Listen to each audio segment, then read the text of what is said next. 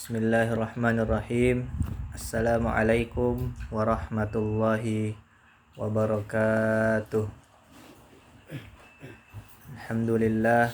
Alhamdulillahi rabbil alamin. Wassalatu wassalamu ala asyrafil anbiya'i wal mursalin wa ala alihi wa sahbihi ajma'in.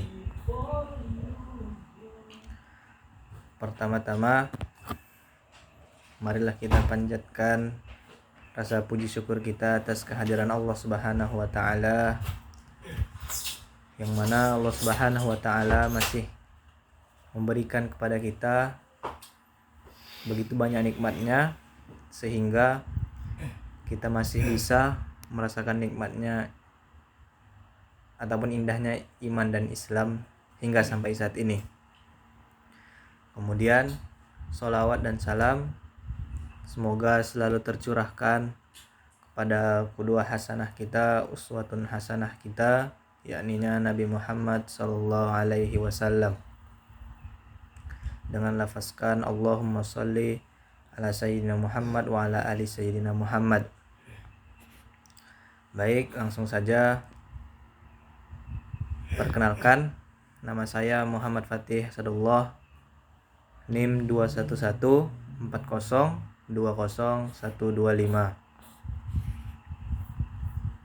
Di sini saya akan menafsirkan Quran surah Al-Isra dari ayat 78 sampai dengan ayat 80.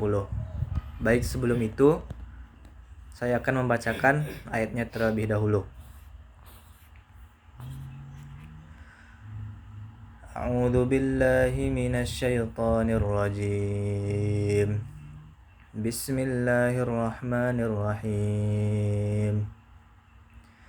Aqimis salata lidulukis syamsi ila ghasaqil laili wa qur'anal fajr. Inna qur'anal fajri kana mashhuda. Wa minal laili fatahajjad bihi nafilatan lak. Asa an yab'athaka rabbuka maqaman mahmuda.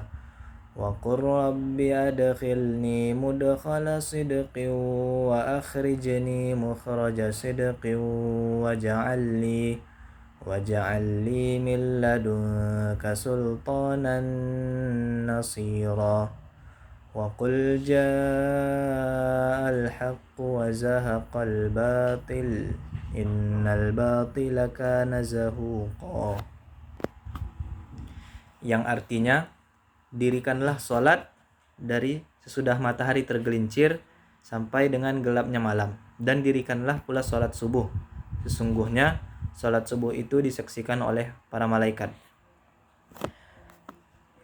Baik, Al-Quran surah Al-Isra ayat 78 ini memiliki tafsiran, yaitu laksanakanlah sholat sejak matahari tergelincir condong dari pertengahan langit ke arah barat sampai gelapnya malam, dan laksanakan pula sholat subuh.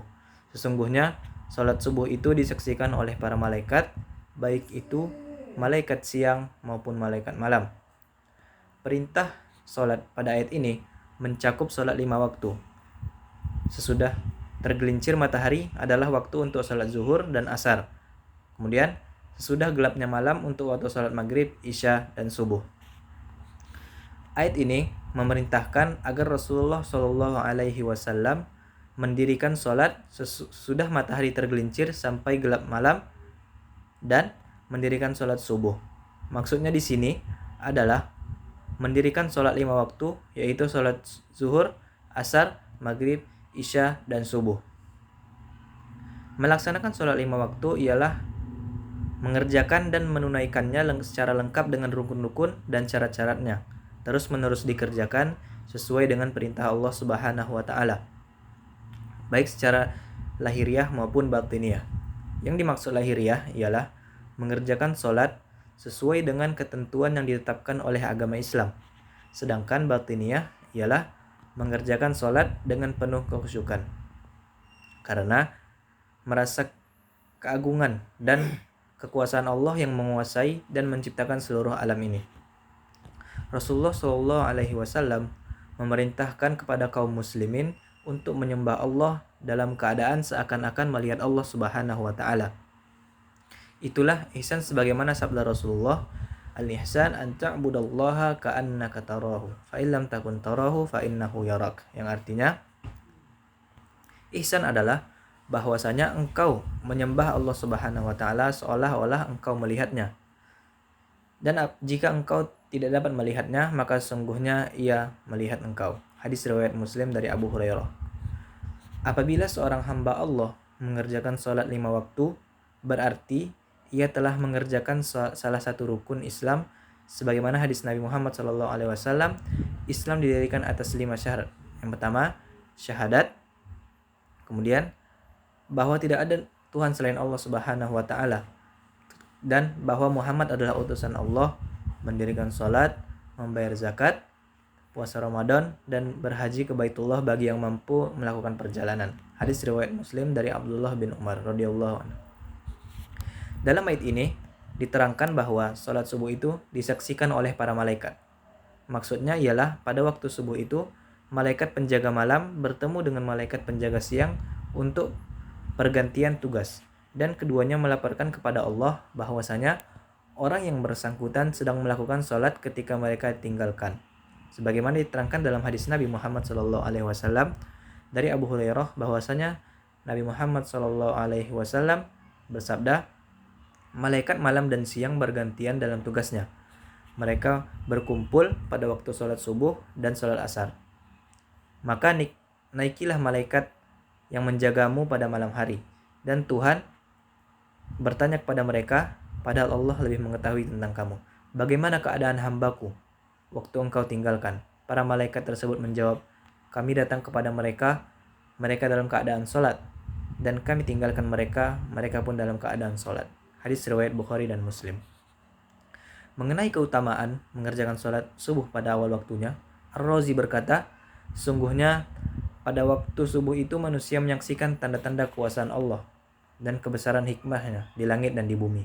Pada waktu itu, sinar matahari yang terang benderang menyapu kegelapan malam. Waktu itu bangunlah orang yang sedang tidur, dan panca inderanya kembali bekerja setelah terlena selama mereka tidur. Kemudian ayat selanjutnya, wa minal laili fatahajjad bihi nafilatan lak asa ayyab'atsaka rabbuka maqaman mahmuda. Yang artinya, dan pada sebagian malam hari bersolat tahajudlah kamu sebagai suatu ibadah tambahan bagimu. Mudah-mudahan Tuhan mengangkat kamu ke tempat yang terpuji. Adapun tafsirannya yaitu, dan bangunlah wahai para nabi dari tidurmu pada sebagian malam.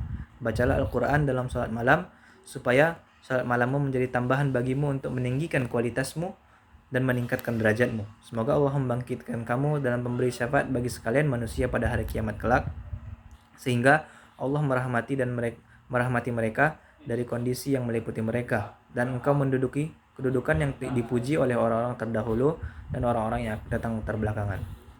Pada sebagian malam maka dirikanlah salat tahajud. Salatlah di sebagian malam itu agar ia menjadi tambahan untuk mengangkat derajat. Pada kalimat ayat ini, wa minal laili, dan pada sebahagian malam, maka salat tahajudlah kamu. Salat tahajud yang dimaksud di sini adalah salat yang dilaksanakan pada malam hari setelah bangun tidur. Dan ada pula pendapat yang mengatakan tidak perlu tidur dan salat langsung pada malam hari tersebut. Kemudian nafilatal lak, sebagai suatu ibadah tambahan bagimu, yakninya tambahan atas salat-salat wajib. Ada pendapat yang mengatakan bahwasanya salat tahajud wajib dilakukan oleh Rasulullah dan sunnah bagi umatnya, dan pendapat ini menyelisihi ayat ini secara tekstual. Asa ayyab'atsaka rabbuka maqaman mahmuda, mudah-mudahan Tuhanmu mengangkat kamu ke tempat yang terpuji, yakninya kedudukan yang dimiliki Rasulullah untuk memberi syafaat di hari kiamat bagi manusia, agar Allah Subhanahu wa taala mengistirahatkan mereka dari kesusahan mereka, sehingga orang-orang di padang mahsyar memberi pujian bagi kedudukan tersebut. Dan di tangan Rasulullah terdapat bendera pujian.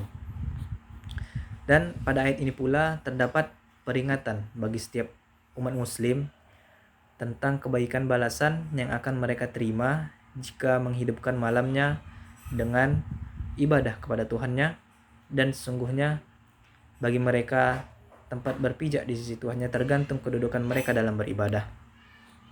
Semakin baik fanatisme mereka kepada nabinya dalam mendirikan ibadah ini, maka semakin baik pula balasan yang akan mereka terima dari Tuhannya.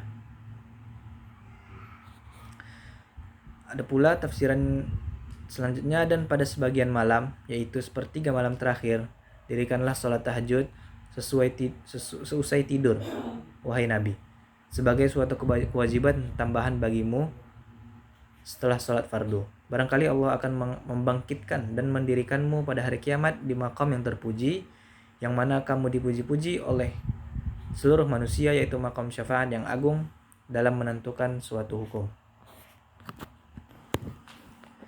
Pengertian ayat ini juga bisa mengandung makna bahwasanya sholat 5 waktu itu merupakan kewajiban atasmu dan kamu orang-orang mukmin. Berbeda dengan sholat malam, maka itu adalah kewajiban yang dikhususkan untukmu. Hal ini karena kemuliaanmu di sisi Allah Subhanahu wa taala, sehingga Dia menjadikan tugasmu lebih banyak daripada orang lain, supaya pahalamu menjadi banyak, yang dengan itu kamu bisa mencapai al-maqam al-mahmud ataupun tempat yang terpuji.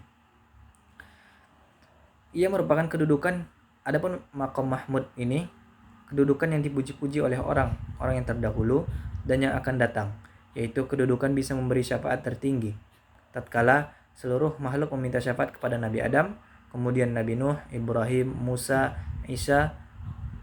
Mereka semua mengemukakan uzur darinya, hingga mereka meminta syafaat dari pemimpin anak keturunan Adam, supaya Allah Subhanahu wa taala mengasihi mereka dari kegelisahan dan kesusahan pada waktu itu.